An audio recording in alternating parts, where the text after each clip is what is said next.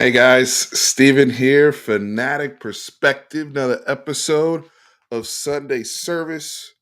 Hopefully, I'm coming to you guys loud and clear, ready to talk some ball.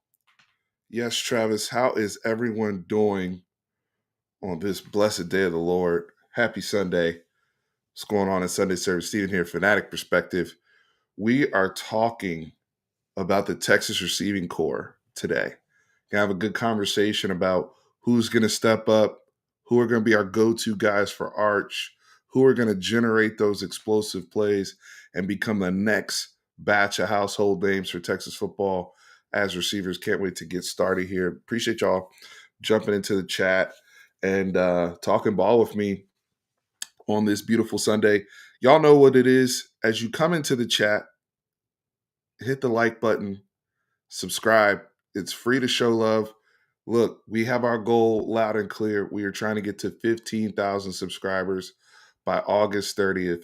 Texas versus Ohio State in Columbus to kick off the season. We are trying to get there. So if you want to help, there's still high 20s, low 30s percentage of you guys that watch the videos on a regular basis that are not subscribed. So I appreciate you guys jumping on board on Fanatic Perspective. So let's see. We are praying to it looks like Cooper Flag's going to Dallas unless Nico has other plans. But I mean, hey, also we got Game 7 today, Oklahoma City, Denver.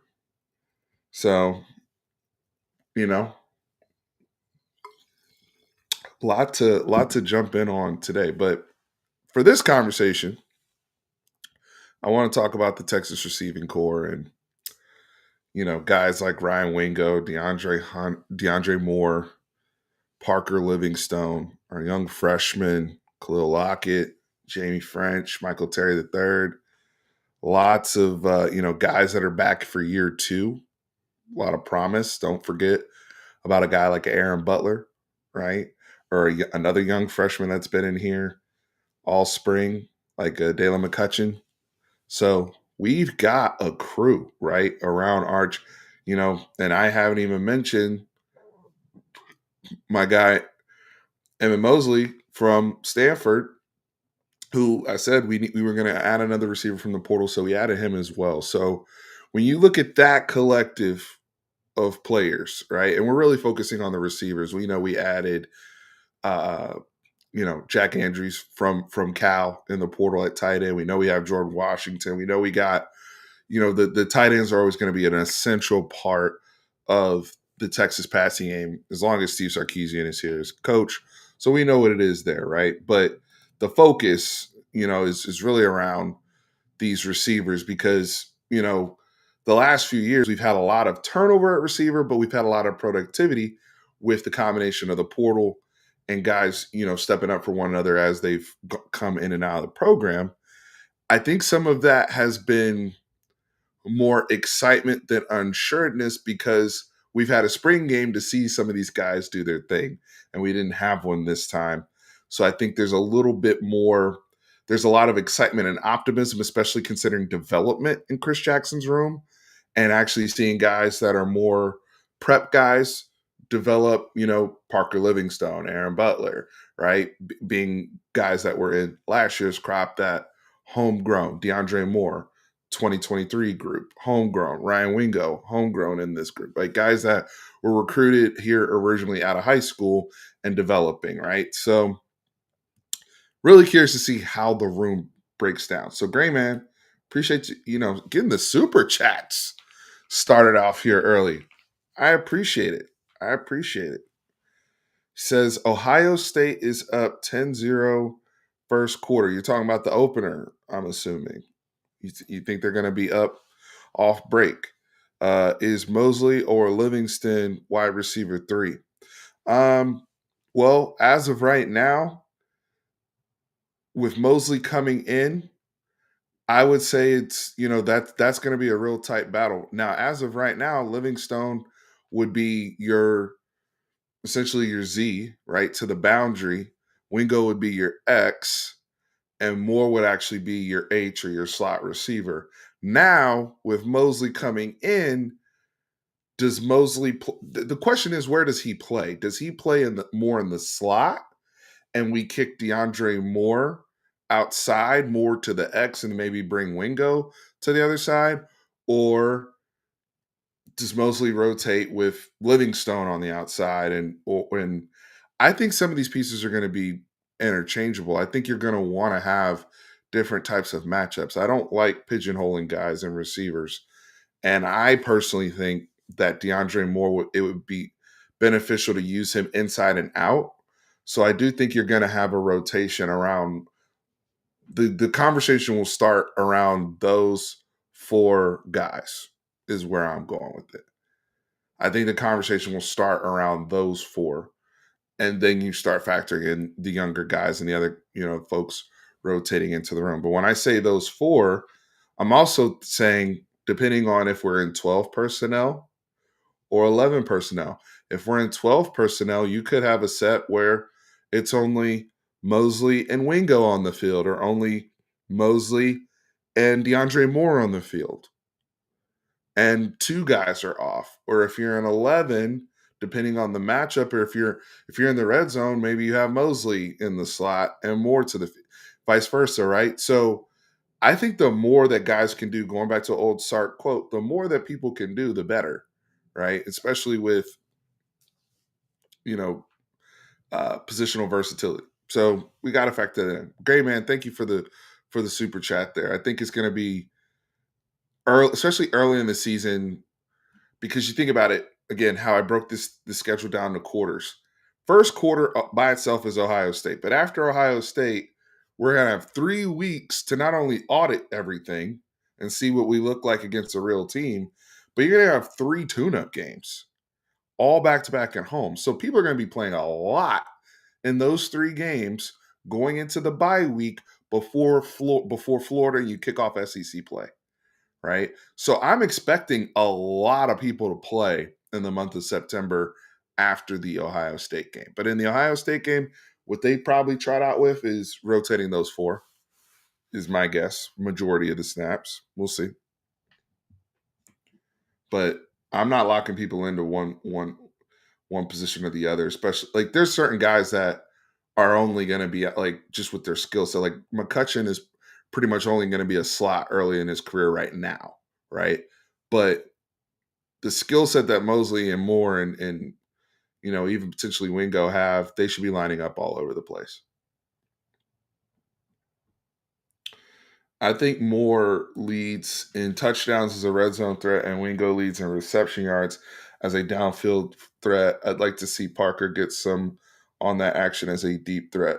So the thing with Parker is he brings two unique traits to the table. I know we have not seen him featured yet, right, as a Texas receiver, and it's really going off of what we saw at Lovejoy, his high school career, knowing some of the training he's done up here in the DFW area. So where do you see him? The two unique things with Parker are his size. He is a legit 6'4", and the speed. He's got he's a more of a burner, a long stride burner than he is anything, at least from what you see right now. What has he worked on in the last year that we haven't seen? That's my question. Can he be more of a physical type presence, right, that you would like from your boundary? Uh, can he be a nuanced route runner, right? Can he do some of those things? I mean, I'm not asking for somebody to just come on over here and just be a absolute stud, great at everything day one. But what I do want to see is the boy's able to run the way I think he can run, like we've seen, like he did in high school. Like he's a burner. Like I need to know that he's still a burner. I need to know that he can use his height, right? Because we haven't been playing a whole bunch of. I mean, AD Mitchell was a taller guy, but we haven't had a whole bunch of these real long guys, right? So you're hoping. For me, I've always kind of said this: Parker, and some of this is just training with margin hooks too, but like I think he can be in that Isaiah Nayer vein of what we thought we were going to get with Nayer.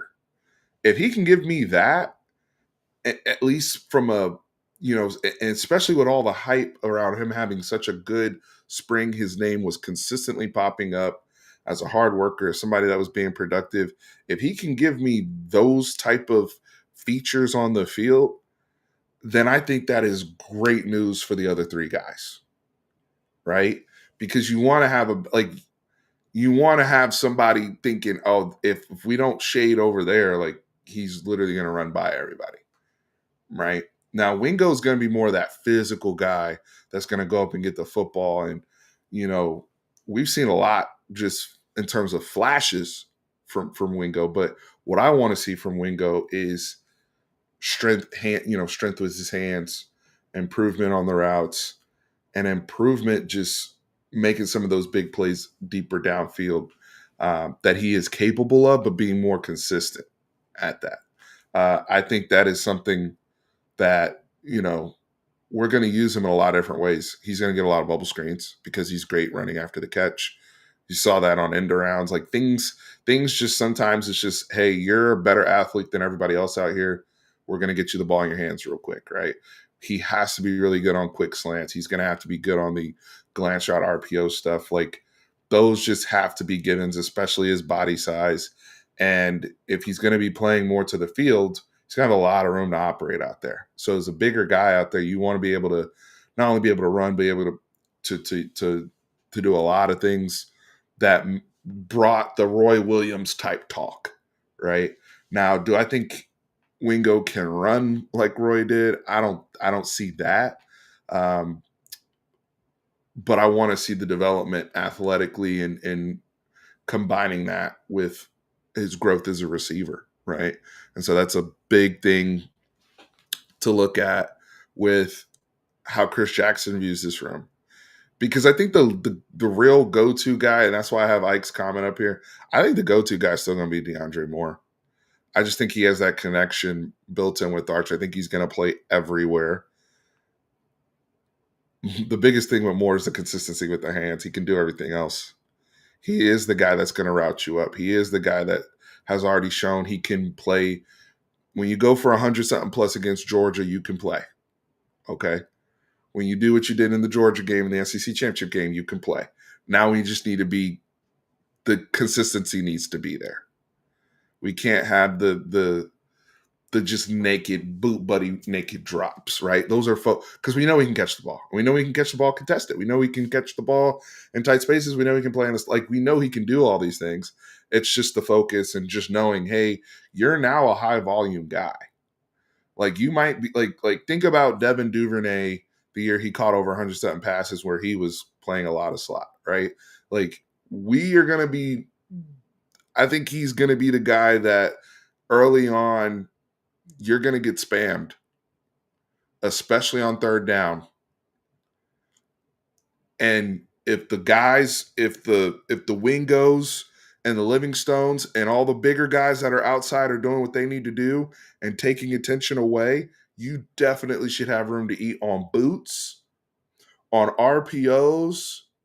If we incorporate, any type of shallow crosses, things of that sort, just quick hitters to get the football in your hand, right?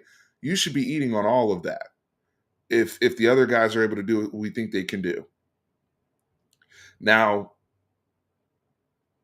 who can beat the elite corners, right? Like Ohio State got some good corners coming back, right? So can if they decide, however they decide to play us or match us, right?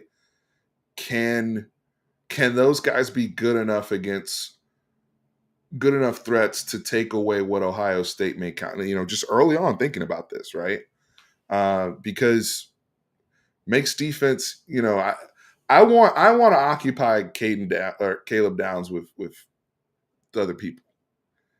I don't want him having to come in him and Hancock and Sonny Styles all of a sudden just down there being able to pick off everybody because they can just guard straight up with their corners on the outside, and it's not a problem.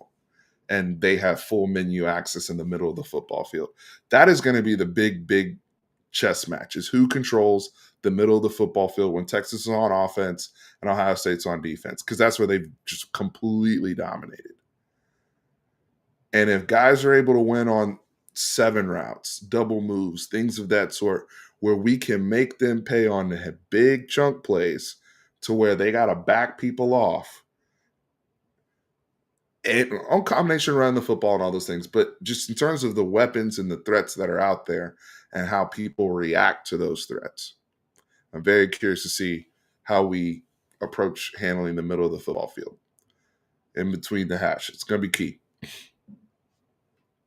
Um, but I think Moore is going to be your go-to guy.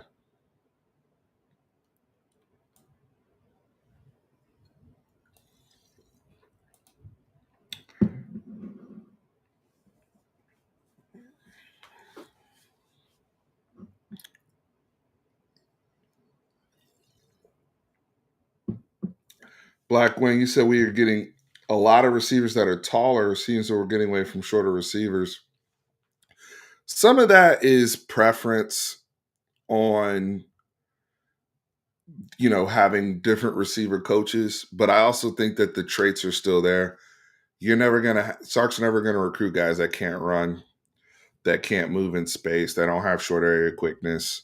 Now, getting taller guys like AD Mitchell had all those traits, but he was tall. Parker's tall, but he can run, right? Still has an elite time in the 200. So I think, yeah, it's great to get taller guys and better size, but I think that's also been something to where they still have their hard line metrics of you need to have these traits in order to play in my system, right? They still gonna have people that can run, but it does not hurt to have bigger body guys, especially in the red zone, especially as the game gets, guys are covering you a certain way. Should be interesting.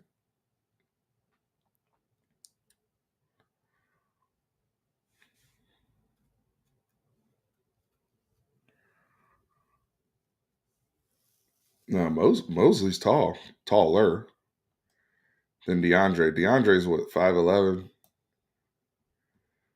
Mosley's like what, 6'1", 6'2".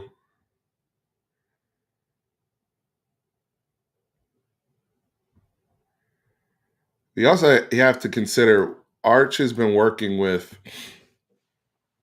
this group for what?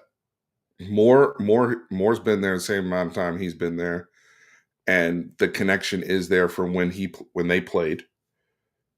The only new real face is going to be Mosley. Parker Livingstone, you know, him and Archer already like been like this since last year, since he got here. Arch has thrown to Wingo in games and had big plays with Wingo in games. The only person outside of the freshmen, right, out of Lockett and French and them and Terry, and McCutcheon would be most.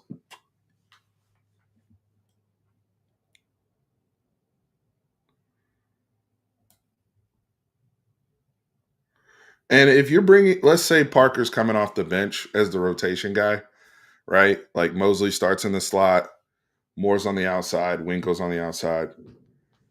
That's a great piece to have to come off the bench, by the way. Like, it's part of your rotation.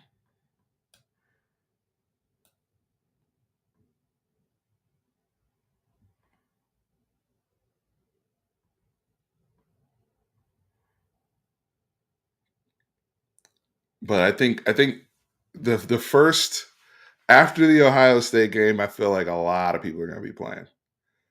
They have to. Those 3 games are going to be the games where you know scrimmages, any type of live ball reps where you really want to see how people can operate, and also to help Arch establish that consistency with whoever the guys are going to be. So while people will be playing, I also think that's the time to really get your ish down. By the time you get to Florida, you know who you are, type stuff, especially health willing. So the Ohio State game is going to be interesting, just in terms of who's out there, what they look like, and the personnel groupings, right? How much 12 personnel are we playing? How much two back are we doing? right? I think we're still going to be a very heavy two back team, I think, especially with Wisner's abilities to catch the football. And, you have some complementary backs there, like a Jarrett Gibson. You could see a lot of two back. What the possibilities are on the table there for Sark, how he wants to roll with this. What happened to Isaiah Bond last year? Uh, got injured. Got injured. Never fully recovered. And I believe it was his ankle, if I'm not mistaken. But biggest thing with Isaiah Bond was change of direction. Couldn't change direction. So anything where it was like anything running across the field, if you notice with him, he was still able to do stuff. But anything where he had to stop, start, or any type of plant in the ground and come back, he just couldn't drive on it. It was obvious, and just couldn't recover. Homer said, "My guess is Wingo more outside, Mosley to the slot." I like Mosley a lot, and that's a guy that played against power four talent. It's not like he came up. Some of these other schools are plucking guys from Valdosta State and other folks. This is a guy that played in the ACC last year and was productive for Stanford bum ass offense. So with his traits coming into here and picking up our offense, should be fun.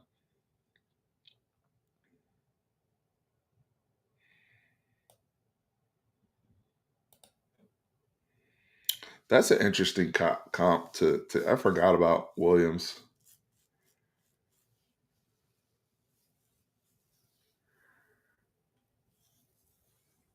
But like Sark said, the more you can do, like you could have an interesting group of guys out there when they go 12.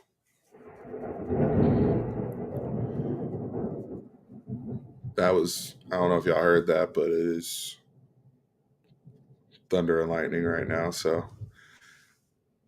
hopefully the stream stays alive here. But if something goes down, it's because the weather outside is going crazy. So let's see. Yeah, that Stanford quarterback was terrible, man. You saw you right, you ain't that you're just north of me. So I know you heard that too.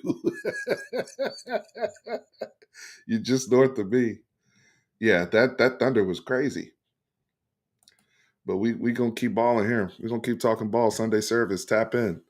Um, see, that's why I like Homer be seeing the same things on tape. That the quarterback. God bless Ashton Daniels. Ugh. God bless you, Ashton Daniels. But think about it. He had Mosley and Aya Minor, the other receiver that got drafted. That the guy that tore up Travis Hunter a couple of years ago. That big old number 13. They had both of them. They could not hit they couldn't hit a lick. Oh man. This has been the narrative on the recruiting trail, by the way. That I'm not saying you know, it's hard to negative recruit Texas right now. It's really, really hard, especially after you have 23 kids get drafted in the last 2 years, on top of the success you're having on the field, on top of leaving one conference as a conference champion and showing up and making the conference championship game in the next round. Like, it's been a lot of negative. It's hard to be negative, right? But one of the things that people have pointed to is Texas able to develop their people in house? Blah blah blah. There is they can ignore. I know Xavier Worthy technically came from the transfer portal, but he was a true freshman. He only played at Texas. So that would be the immediate example, right? Is Worthy, where he came here full go and transitioned into a first round pick. But a lot of people have pointed to, like, hey, you go there, they'll steal your reps and bring in, AD Mitchell, or bring in, because they don't trust you young. Well, Ryan Wingo played last year. He played, and he's going to ascend into a bigger role. But the other reason why older guys are coming here is because they know we can get you to the league, and we got a dope offense, and they want to be a part of it. I'm sorry. Sark coached somebody as a receiver to win a Heisman in Devontae Smith, and people want to play for the guy. I'm sorry. Like, these are you're gonna have people wanting to sign up. There's a reason why you have. I mean, clearly the negative recruiting did not work, because you had 2 5-star receivers in this class plus a 5-star athlete in this year's class, right? Is every single player going to pan out? No. Is every player going to be patient? No. But they know what they're trying to sign up for. And then the trigger man is going to be Arch. That's your trigger man now for this machine?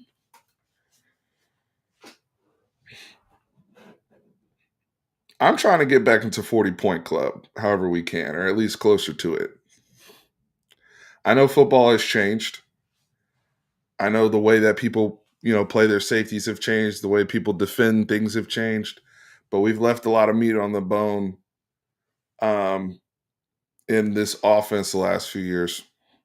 We have. It's not all the fault of one person, so we're not going there today. But we've left a lot of meat on the bone in this offense. Think about it this way. We averaged 33 points per game last year. And we were in the 20s passing. We were in the 60s rushing. And we were at 33 points per game last year. I think we can improve by 5 to 6 points per game just by execution, because we had there's so many throws you can look back, and I'm not, again, it's not just throws, but just the plays.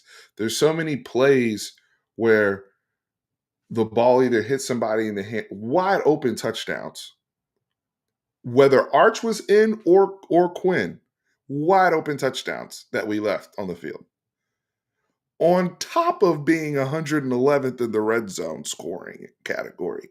Matter of fact, the goal should be 40.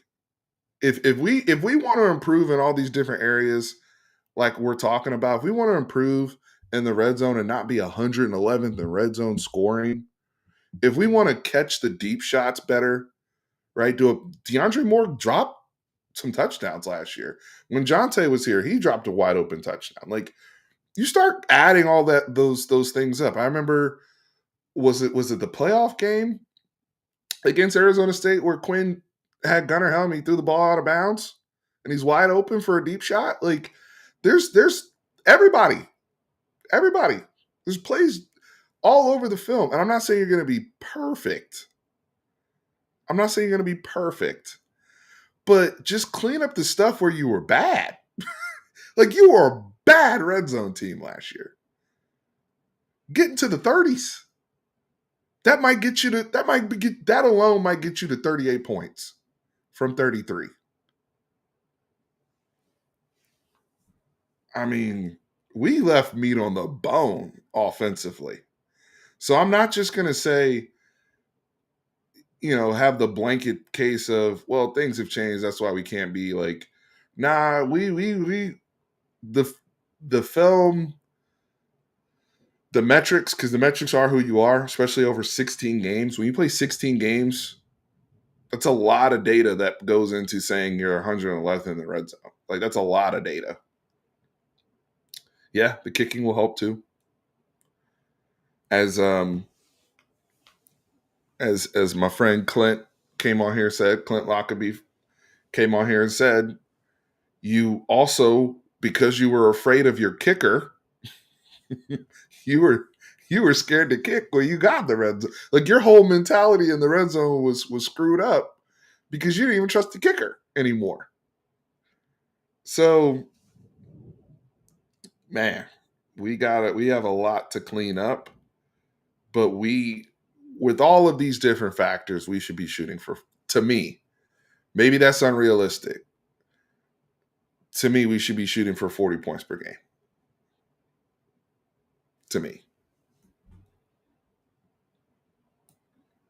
Like look how Ohio State looked at the end of the year when they figured out how to run the ball with those backs, because the whole year they have been struggling to run inside zone, all these things, and their offensive line was getting crazy injured and all this type of stuff. But the moment they figured out they should be running counter and then installed all them damn counters for Tennessee and then just kept it going, they were unstoppable, it felt like. And we did a great job against them. We did our, outside of, what plays, we did overall, we did a good containment job on them, considering we allowed 21 points, right? 7 they got on defense, but we allowed 21 points to that offense. But the way that they looked against everybody else, that's what we should like. We got that type of personnel too now, or at least close to. Yeah, Chip Kelly, they did wholesale changes after that Michigan game. Just they spammed the hell out of counter into a natty. This is on Sark too, by the way. Everybody owns this. Everybody now the thing is the encouraging thing is, to Homer's point here about the all 22. Here's the encouraging thing. The beaters are still working because it's there on film. Like he said, we would have people open and the check down would happen, right? So that does go back to whoever the trigger man is. In that case, it was Quint. So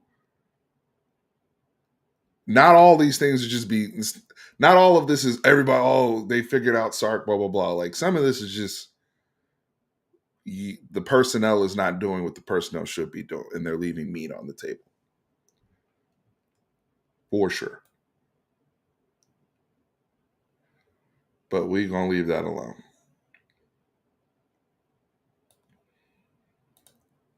But Sark does need to help us bet more in the red zone for sure. I've already said my piece on this. I think obviously when you're struggling to muscle people and you have to when you start having to resort to arch package and extra blocker type stuff, you're not able to move people. I think when we got really, really close down there, I think our condensed sets are great. I love our condensed sets. I think we get a little carried away with it, and sometimes you got to spread people out and do it that way. And then there's just lacks of execution on some cases, like where we do have a play open, we just miss it.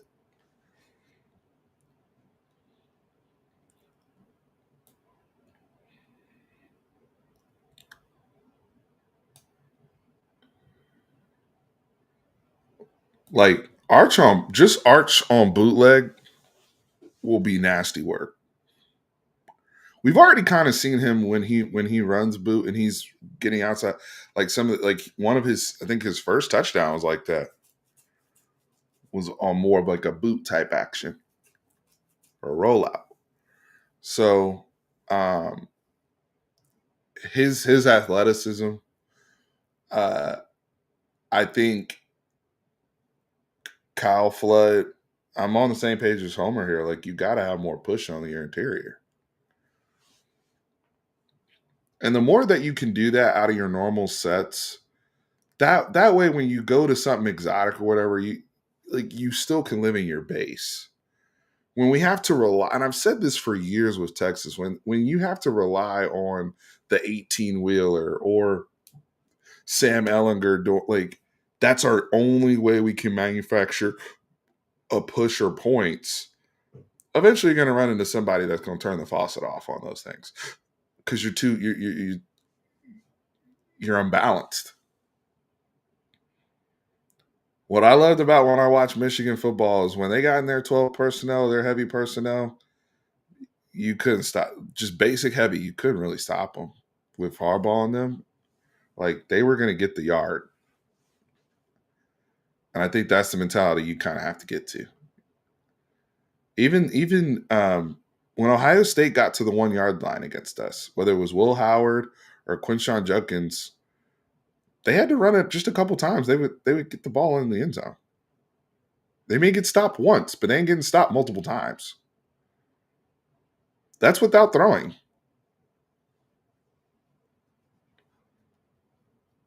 So if you can just be good in your base stuff, like if you can whoop people's ass in 12 personnel, you won't have red zone problems. I'm just like that alone. If you can just whoop people's ass with the tight ends on the field, and they got to account for them in the pass game too, but we can line up and just run the football like some grown men. I look, I'm not anti outside zone. I'm not anti wide zone. This is not that rant. I'm just saying when it's sometimes it's against y'all saw what happened when you tried to go lateral against Ohio State. That's my point. That's not gonna happen. So sometimes, like when Michigan, that's why Michigan keep beating them because Michigan go forward. Michigan get in the phone booth and just beat the shit out of Ohio State. They beat them dudes with no quarterback. Donovan Edwards and them, they weren't going crazy last year, but when they lined up, they were like, we don't care. We have one way to do this. So I think you just need a little bit more of that in your identity, and I think you're fine offensively. But the more that, to the other thing too, having guys with size helps. If we do have to throw the ball vertically outside or throw fade or back shoulders or whatever, having a 6'4" guy, I need to know that he can come down with the ball. Wingo, same thing, right? Being able to have those throws available on the outside, the more you can do, the better. If somebody's playing you a certain way and we're at the 3 yard line and you can throw a back shoulder and it's one on one at the corner, and the corner's like 5'11", it's just him and Ryan Wingo, we should be at a high conversion rate on those type of plays. In my opinion. That also should be available to you.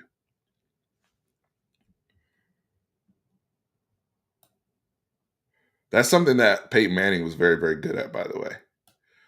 Whether it was Reggie Wayne or Marvin Harrison, so many touchdowns back shoulder in the red zone. Just really just him and the receiver looking at the corner's leverage. If they knew they had one-on-one coverage, they would just play the leverage game. It's like, all right, he's shading outside. We're going to throw an in breaking route. Just you see his leverage. Vice versa, I'm gonna hit you on your back shoulder. Like it's just a read.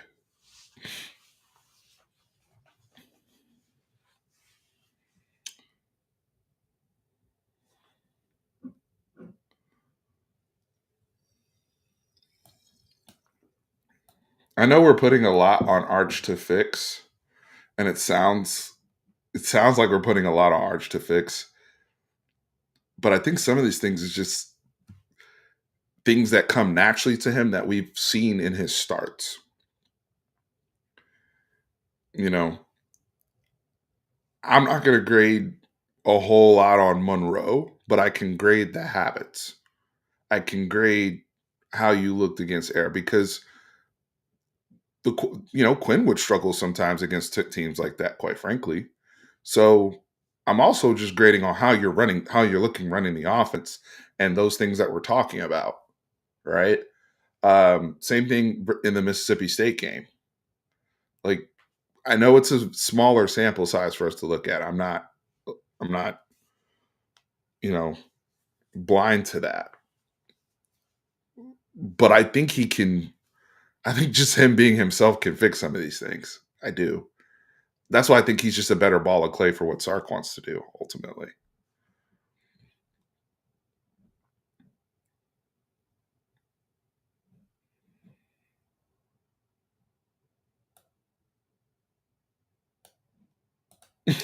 Lane Kiffin.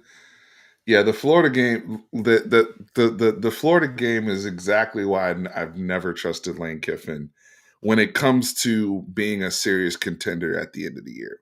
Now, if you want to win a lot of games and you want to score a lot of points and look good like that, that's your guy. But I mean that Florida game,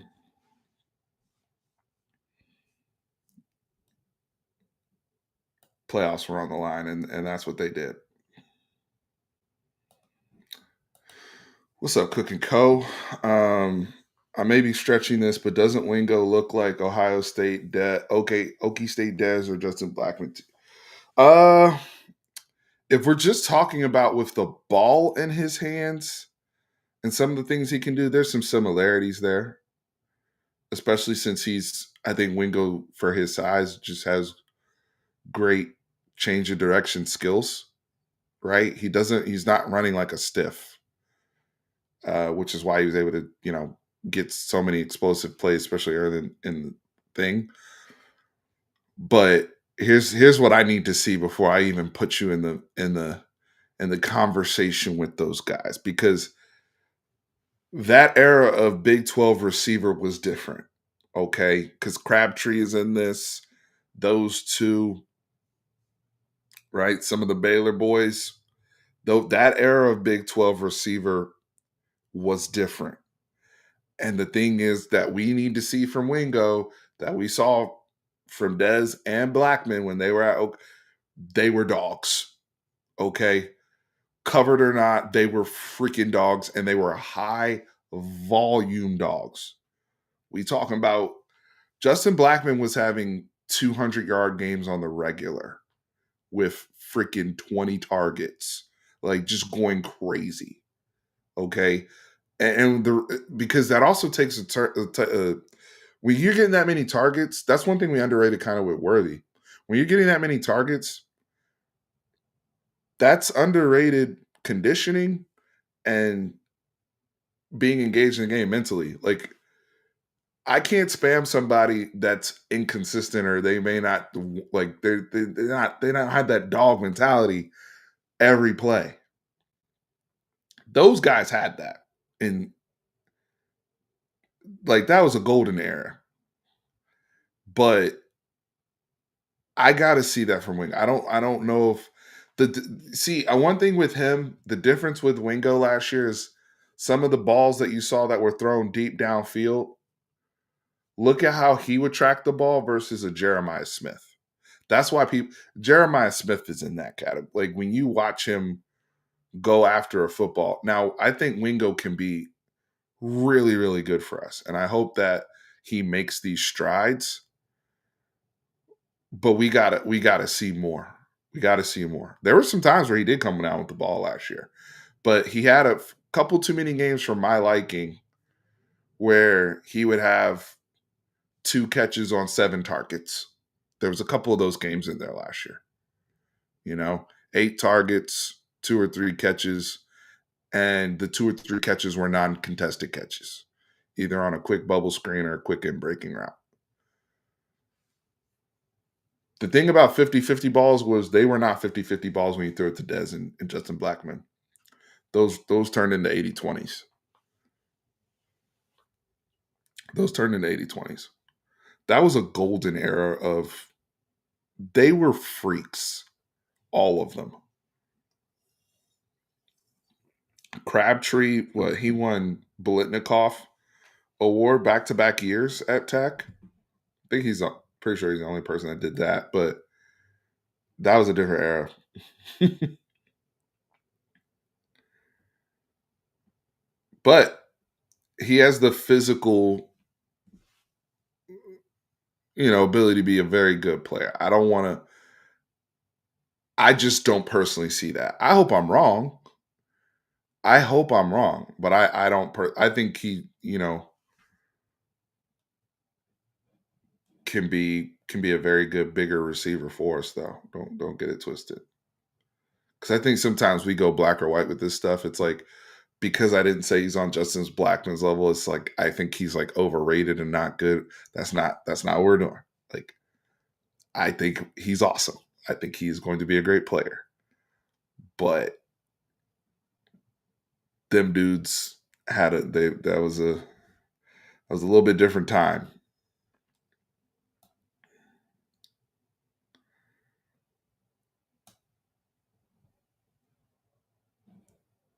Well, we haven't seen him since we if you're just going off his freshman year, sure, but we haven't, and he did suffer a hamstring injury in camp, but there's a lot. I think we got to factor an uptick in too, right? Just with more reps, working with Arch, working with Chris Jackson the second year. I think there's being in the weight room more, just learning more ball. So I do think there's going to be an uptick overall, just with his overall awareness in the offense. Uh, I do expect an uptick there from the things that we saw last year. But let's say you think that Wingo's your number one receiver, your whatever. Yeah, I do have some concerns early on, especially considering the team we're playing the first game. Right? That's a big ask. He's going from being a rotational piece that had had a few plays for him to, hey, we're going to need you to go line up against the other team's number one corner. They're going to, try to take you out the game. Some of these plays are designed for you, right? Like, it's going to be interesting. What's up, Peter? Peter's high on Lockett. I like it. What do you see from Lockett, brother? Why do you think he's going to be an X factor for us? I love to hear your thoughts. Two very talented freshmen. Which of the freshmen do you guys think will be the biggest contributor out of I mean, here are your candidates, right? Khalid Lockett, Jamie French, Michael Terry III, Dalen McCutcheon.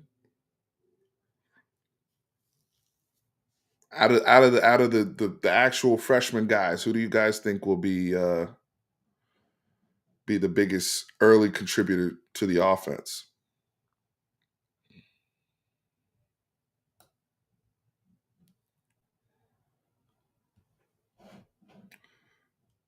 But the other thing too is, are we going to hear? Are we going to? When does the light bulb come on for Aaron Butler? Where does Aaron Butler factor into this? Or is he going to be a guy that you see him here and there, but is the light bulb coming on? Feels like we've heard that the light bulb has come on for Parker Livingstone. Where's Aaron Butler, or is he a little bit further behind? So, because we already know we ain't gonna. By the time SEC play starts, I'll put it this way: by the time SEC play starts, we're gonna probably be back. History says we're gonna probably be back to the normal. Sark ain't playing more than 4 or 5 players at that position, at most. Right? Like he plays his like once he has his crew, he has his crew. Unless there's injury. This is what we've seen from Sark. So my question is, can any of those guys crack into that group? I think they will have their opportunities in September when we play scrubs. But once we crack out of that and it's Florida time, I think we've seen it's probably going to be 4 or 5 people tops that are rotating in. That's it. So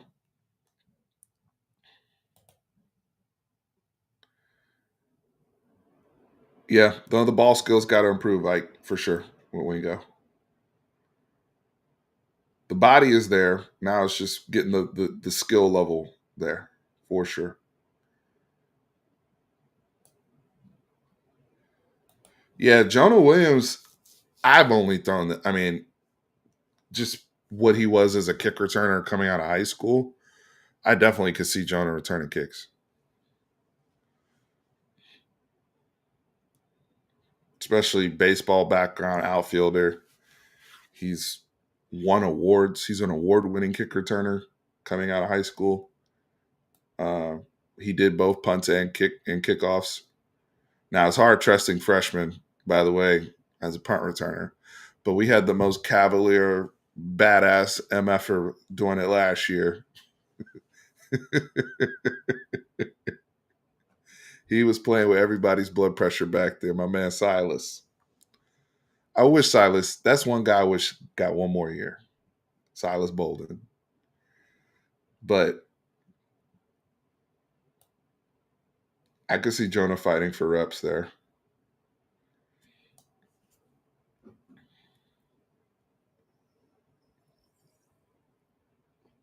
Cook and Co. Be blessed, brother. Thank you. We're gonna go for another 10 minutes here. I appreciate you, man. I'm getting ready to watch this game 7. Nuggets at OKC. OKC is favored by 8. Uh, obviously, the Aaron Gordon injury news being a big factor in that spread. Also, we will have a show tomorrow night. I will confirm this, but we will have a guest. Like I said, early week shows, we have a guest. Most likely it will be Brad Kellner. So we'll be on with BK. I just need to get that locked in on time. And then we will have a show together with BK, who is now the host of Locked On Longhorns. Obviously, you guys know what he does at Texas Sports Unfiltered. I work with him a lot over there when he needs me. So good to we'll have BK on to talk some ball with. Hopefully tomorrow night, but I will confirm that. But that will be this week's guest, Brad Kellner. Where's Chris at? Chris is got a newborn, so I hear from him. He's not. He hasn't necessarily been ducking the smoke per se, but his life has changed a lot since he became a dad. He's been and I think he started um, on a different legal project because he is a lawyer in real life, so he's got a lot going on. But Chris will be around. Don't worry. What's my thoughts on the tight end from Cal? Oh yeah, he's a dog. Uh, that's a freshman All American. Is somebody that can, you know, uh, yeah. Everybody saw the Miami game where he ran away from guys and whatnot, but like, he kind of reminds me of, and this is not shade or anything, but like, he reminds me of Dalton Schultz when he was on the Cowboys a couple years ago. When he was, and I'm talking about Dalton Schultz when he was like 900 yard receiver. That is no shade, but just has a very uncanny ability to shake loose, get open. He can really dot up a safety, and he's a very good, developed, established, confident football player that's put up numbers. So we need him to do that here.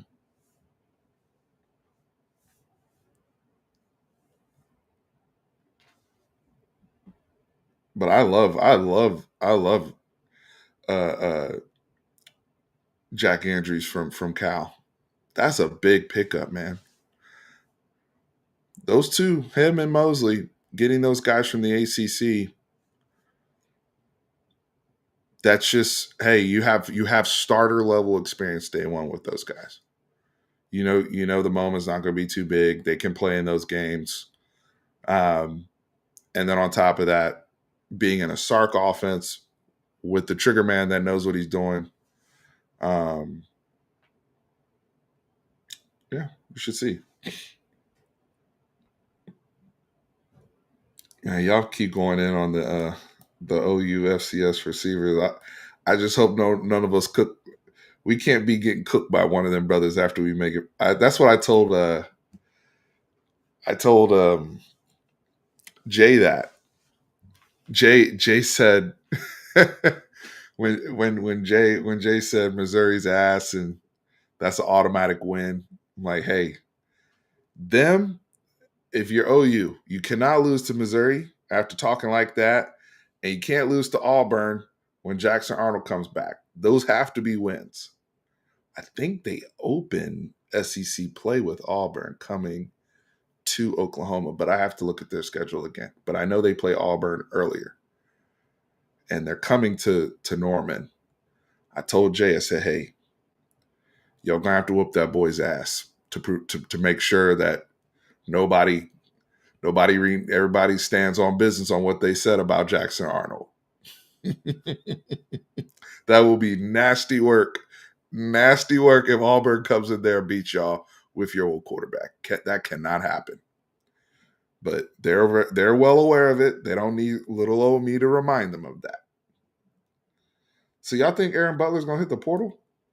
Is that the scuttlebutt? I haven't heard that.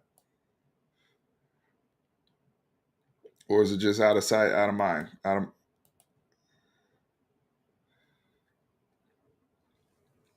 hope. I hope we can find. It'd be nice. Not everybody's on the same trajectory development wise, but it'd be nice to get up there, seeing him play. If not this, and sometimes it may take a couple years. Nothing wrong with that. I know at this point it's like if you don't pop after a couple years, you're considered a bust or what have you. But that used to be normal stuff in college football. Have a good afternoon, Cook and Co. I appreciate you as always, my brother.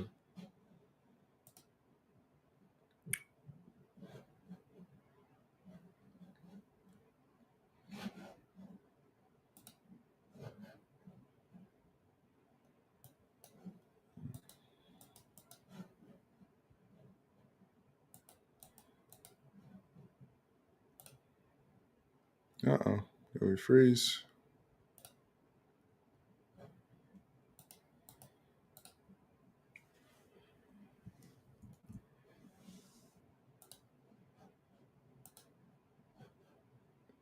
I think we froze for a second, but should be back.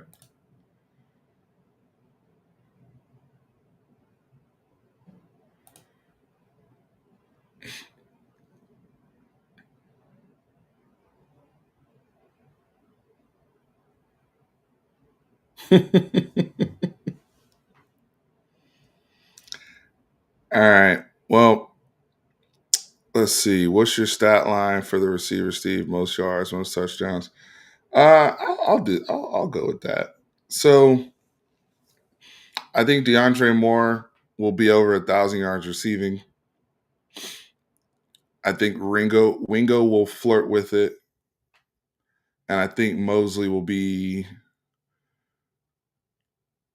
in that 800 around that 800-yard area.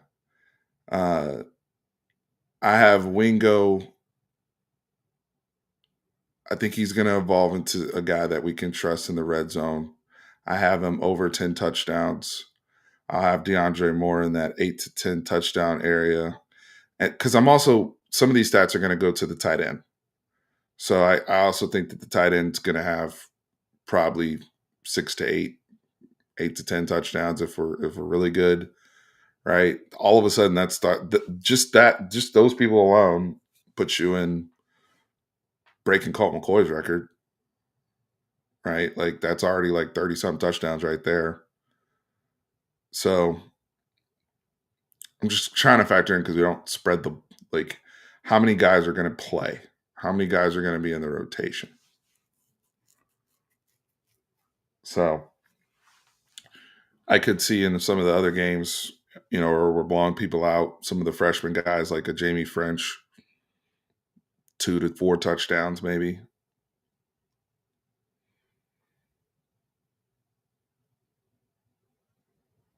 Jordan Washington, I could see having some touchdowns. So Parker Livingstone, that when you start factoring in the numbers. I could see somewhere in that area. Thanks, Ike. That actually helps me because that's kind of where I'm getting at, right?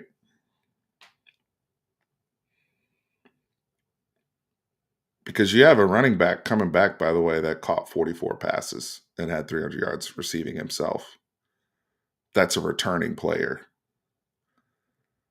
Um, so you have that. You have this doesn't factor in Andrew's yards. This doesn't factor in Jordan Washington. This doesn't factor in other backs, right? Catching passes. I mean, we lost Jaden Blue, who also had 44 catches and a bunch of touchdowns himself. Was one of our best receivers in the playoffs, right? So it'll be interesting. I do think we will have, and this is where, the paid sites like, IT and Orange Blood, everybody that covers the team will help us at the start of camp when I think when we start getting more reports and better ideas of who exactly will be the core group going to Ohio State. I do think we'll have a better read on work share with the group. Is essentially where I'm going with this. Is what does the work share look like, and then what does the work share look like once we start conference play? So should be a fun year. You guys let me know in the comments. What do you think the statistical breakdown is going to be for these receivers next year? If you think any of these young guys, right? If you're watching this video later this week, if you think any of these young guys are going to crack that rotation come conference play, really difficult to do in Sark's scheme. He keeps the family close when ball kicks off.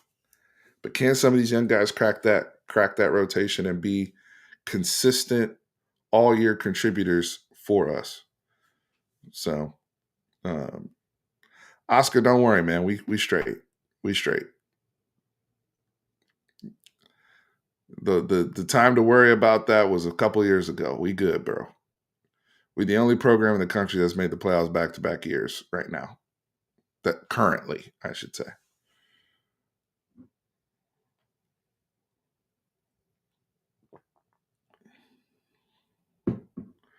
Well, it was McCutcheon in the slot because he was the only healthy person in the spring. That's not going to be the case in the summer. But it's also good for his development that he was the only healthy slot guy to get all those reps, right? But he was the only healthy person at that time. That's not going. Once obviously Mosley will be here,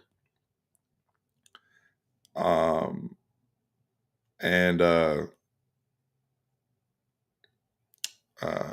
yeah, and then DeAndre Moore will be healthier, and he's going to play all over the place.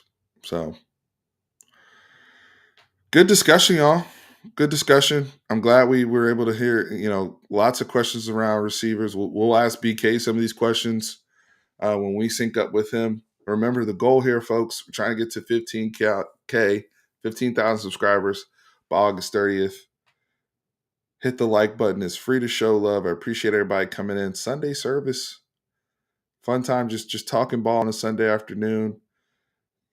If you're here in the DFW area, experience some of these thunder, make sure you're in a safe place. Other than that, have a wonderful day. I appreciate each and every one of you tuning in. Everybody that, super chats, the whole thing. Appreciate you guys so very much.